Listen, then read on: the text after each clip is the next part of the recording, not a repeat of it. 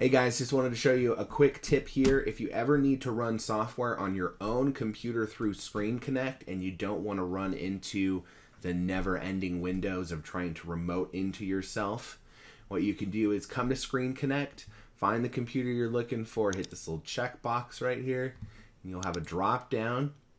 You can click Run Tool, which will allow you to run the tool from the background. So for instance, I'm going to install some antivirus here. So let's see here if I find it. It's Logic, all-in-one, Workstations, 64-bit. I'm just going to do this one.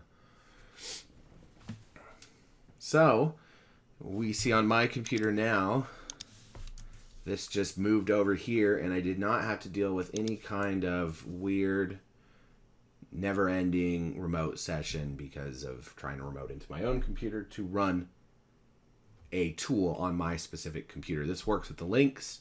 This works with everything. So, good luck.